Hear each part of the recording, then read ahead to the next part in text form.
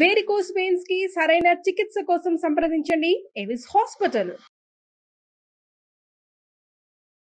నమస్తే రమగారు. నమస్తే జయ. రమగారు, భయపడిపోవటం సాధారణంగా భయం సహజం, కానీ కొంతమంది చాలా ఎక్కువగా భయపడిపోతారండి. భయాన్ని ఊహించుకుంటారు, ఊహల్లో భయాన్ని చూసేస్తారు. వారు భయపడటం కాకుండా చుట్టుపక్కల ఉన్నవారు కూడా భయపడేలాగా చేస్తూ ఉంటారండి. చాలా మందిని గమనిస్తాం రమగారు. పిల్లలు ఉంటారా, ఎగ్జామ్స్కి బాగా చదువుకుంటారు, రేపు ఎగ్జామ్ అనగా వాళ్ళు భయపడిపోతారు, వచ్చింది కూడా రాయరు. అలాగే ఉద్యోగాలకు సంబంధించి, పెళ్ళిళ్ళకి సంబంధించి ప్రతి దానికి ఒకరు భయపడతారు, మొత్తాన్ని ఆ భయానికి గురి చేసేస్తూ ఉంటారండి. ఊహిస్తారు, ముందుగా భయభ్రాంతులకి గురైపోతూ ఉండటం. ఎలా అవుతుందో సరిగ్గా ఏమైపోతుందో. ఇప్పుడు నువ్వు భయపడినా భయపడకపోయినా రోజు ఆగదు, ఆ విషయం ఆగదు. అంతే కదా కదా. దీనికి ఎట్లా అంటే బేసిక్ థింగ్స్లో కొంత మార్పు రావాలి జయ. వాళ్ళు అది ఎలా అవుతుందో అని భయపెడుతూ ఉంటే మిగిలిన వాళ్ళు వాతావరణాన్ని కూల్ చేయడానికి ట్రై చేయాలి. కరెక్ట్ రమ్మగారు, ఇది ఇంకొకరికి ఆజ్యం పోయకుండా చేయాలి. చుట్టుపక్కల వాళ్ళంతా వీళ్ళ భయాన్ని తగ్గించే ప్రయత్నం చేయాలి. పిల్లాడి పరీక్షలు, నువ్వు టెన్షన్ పడతావా అని అడగకూడదు. నీకు అన్నీ వచ్చినాయి కదా, నీకు ఇది వచ్చింది, నీకు ఒకసారి చెక్ లిస్ట్ పెట్టుకో, అన్నీ వచ్చినాయి రాలేదు, వచ్చేసినాయి, నువ్వు హ్యాపీగా రాయగలుగుతావు, నీకు వచ్చేసింది, కనీసం 80 పైన వస్తాయి నీకు అని చెప్పాలి. వాడు నువ్వు టెన్షన్ ఫీల్ అవ్వకొని టెన్షన్ అని 10 సార్లు వాడికి ఆ పదం అందిస్తే వాడు టెన్షనే ఫీల్ అవుతాడు. అందిస్తాం కదా మనం, అదే చేస్తాం. కరెక్ట్గా టెన్షన్ పడి పాడు చేస్తావా పరీక్ష అని ప్రశ్నిస్తాం. నువ్వు టెన్షన్ పడకు నాన్న అని ఒకటి, టెన్షన్ పడి పాడు చేయకు అని ఈ టెన్షన్ పదాన్ని టెన్షన్గా అందిస్తాం మనం. కరెక్ట్. తల్లులు బాగా చేస్తారు ఈ పని. ఈ పాట అనకూడదు. ఓకే, భయపడకు అనద్దు. ధైర్యంగా ఉండు. ధైర్యం ఆంజనేయ స్వామిని తలుచుకో అని చెప్పడం అలవాటు చేయాలి. ఎవరైనా చూడంగానే కాళ్ళు చేతులు వణికిపోతాయి, సమాధానం చెప్పకుండా ఉంటారు. మా అమ్మాయికి భయం అండి, మా అమ్మాయికి చచ్చే భయం. నువ్వే 100 సార్లు భయం అంటే భయపడి వస్తుంది, అది పాపం. మా అమ్మాయి అలా కాదు, మనమే దగ్గరుండి ఏంటో అన్నిటికీ భయపడుతుంది మా అమ్మాయి అని అనకూడదు. మనం ఒక బ్యాడ్ ప్రాక్టీస్లో ఉంటాను జయ. నేను రెగ్యులర్గా వింటాను, మా అమ్మాయికి బద్ధకం, మా అమ్మాయి సుకుమారంగానే ఉంటానంటుంది. అది ఏది చెప్తే ఫిక్స్ అవుతారు. దానికి కొంచెం ఉంది, నువ్వు పెంచుతావు దాన్ని. అదే పదం అందించి పెంచద్దు, అందించద్దు. తర్వాత పెద్దవాళ్ళు అయ్యాక ఏదైనా చిన్న ఫంక్షన్ పెట్టుకుంటారా, అవతల వెళ్ళిన ఫంక్షన్, ఇవాళ నుంచి వీళ్ళ టెన్షన్ ఎలా అవుతుందో ఏమైపోతుందో. పెళ్లి సంబంధాల విషయంలో టెన్షన్, వాళ్ళు ఎలా ఉంటారో అని, అసలు కార్యక్రమం ఎలా అవుతుందో అని, ఏదైనా ఊరు బయలుదేరితే చేరతామో చేరమో అని, పిల్లాడు ఇంటికి వస్తాడో రాడో అని, అన్నీ భయాలే. ఇక నువ్వు భయంతో ఉంటే నువ్వు ఎప్పుడు జీవిస్తావు? భయపడుతూనే ఉంటావు. జీవించడం అనరు దాన్ని, భయపడ్డం అంటారు. జీవితం లేదు, ఇంకా భయమే ఉంటుంది.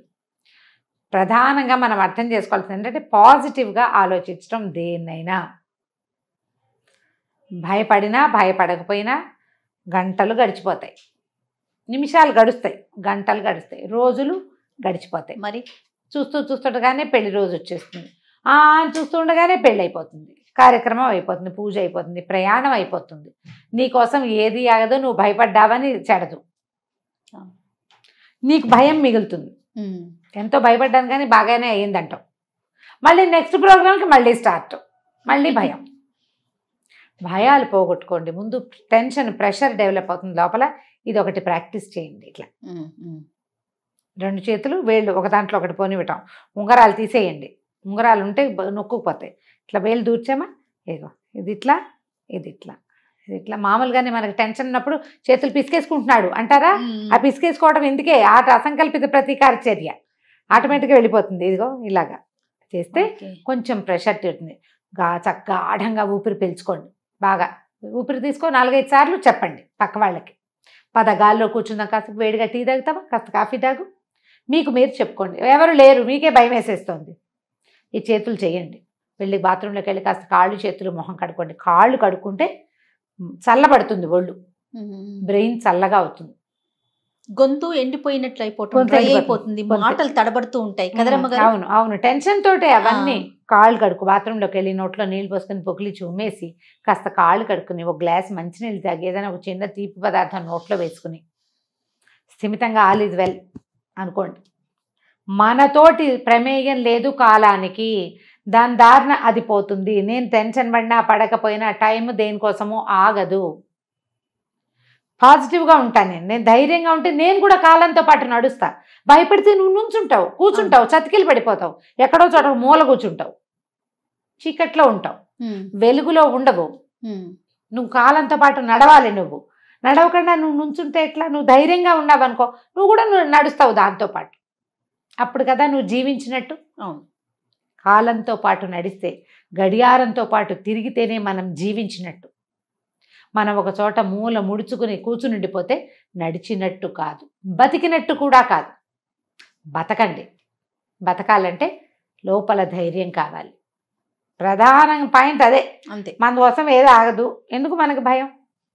భయంగా ఉంటే ఎవరికైనా ఫోన్ చేసి మాట్లాడండి. ఇప్పుడు అవకాశాలు ఉన్నాయి కదా. అమ్మకు ఫోన్ చేయొచ్చు, అమ్మమ్మకు ఫోన్ చేసి అత్తయ్యకి చేయొచ్చు, ఎవరైనా ఫ్రెండ్స్కి, పక్కింటి ఆంటీ మనకు ఫ్రెండ్లీగా ఉంటుంది, ఆవిడతో మాట్లాడండి.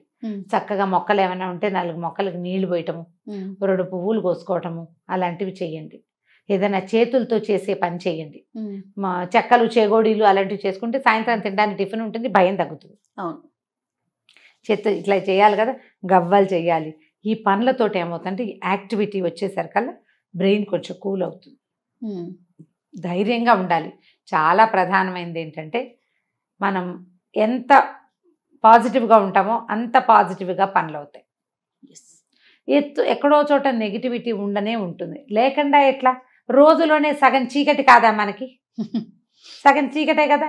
తెల్లారగానే ప్రత్యక్షమయ్యే సూర్యనారాయణమూర్తి సాయంత్రం అయ్యేసరికి వెళ్ళిపోతాడు. కొన్ని పనులు కాస్త ఇబ్బందికరంగానో అవుతాయి, అవ్వవు, ఆగిపోతాయి. న్యాచురల్, అదంతా సహజమైనది.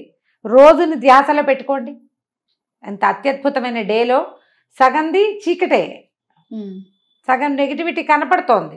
ఇది కూడా అంతే. రాత్రి నెగిటివిటీ అని అనుకోవద్దు, సగం చీకటి కదా. ఇది కూడా అలాగే. అయితే అవుతుంది, లేకపోతే లేదు. అయితే ప్రాపర్గా చేద్దాం. మనం ధైర్యంగా ఉండి దీంతో పాటు నడుద్దాం. ఒకవేళ ఏదైనా సరిగ్గా అవ్వలేదనుకోండి, మీరు నిరాశావాదులయ్యి, కుంగిపోయి, కునారిల్లిపోయి, లొంగిపోయి ఉంటే మీరు తర్వాత అది హ్యాండిల్ చేయలేకపోతారు కదా. అవును. అందుకని మీరు ధైర్యంగా ఉన్నారనుకో, సిచ్యువేషన్ మారినా మీరు హ్యాండిల్ చేయగలుగుతారు. మిమ్మల్ని ఎవరో ఒకళ్ళు హ్యాండిల్ చేయక్కర్లా. ప్రతివాడు తనని తను హ్యాండిల్ చేసుకుంటూ తన ప్రపంచం మొత్తాన్ని హ్యాండిల్ చేసేలాగానే ఉండాలి, ఆడా మగా కూడాను. అప్పుడే తర్వాత నెక్స్ట్ స్టెప్ తీసుకోగలుగుతాం. లేకపోతే ఒకచోటే ఆగిపోతాం. మన ఈ 100 ఏళ్ల జీవితంలో ఎన్ని ఆటుపోట్లు వస్తాయి? సముద్రం ఆగుతుందా? ఆగదు. ఒక అల అరచి కొట్టుకుంటుంది, రెండోది తయారైపోతూ ఉంటుంది. జీవితం అంతే కదా. ఇది అయిపోతే ఇంకోటి వస్తుంది మనకి. దానికి నువ్వు రెడీగా ఉండాలంటే నువ్వు ధైర్యంగా ఉండాలి, పాజిటివ్గా ఉండాలి, ప్రిపేర్డ్గా ఉండాలి. ఎప్పుడు కూడా ఆగిపోవద్దు, నుంచోవద్దు, కుంగిపోవద్దు. ధైర్యంగా ఉండండి. Be brave. కావాలంటే బీ పాజిటివ్తో పాటు బీ బ్రేవ్ అని కూడా ఒక స్లోగన్ రాసి పెట్టుకోండి ఇంట్లో. తప్పకుండా. ఎంత ధైర్యంగా ఉంటే జీవితం అంత బాగుంటుంది. మీతో ఉన్నవాళ్ళు, మీ పిల్లలు, మీ చుట్టూతా ఉండేటువంటి సమాజం కూడా అలాగే వెలుగులు ధైర్యంగా ముందుకెళ్తుంది. చీకట్లో వెనక్కి పడిపోకుండా. తప్పకుండా రమ్మగారు. నమస్తే. నమస్తే జయ.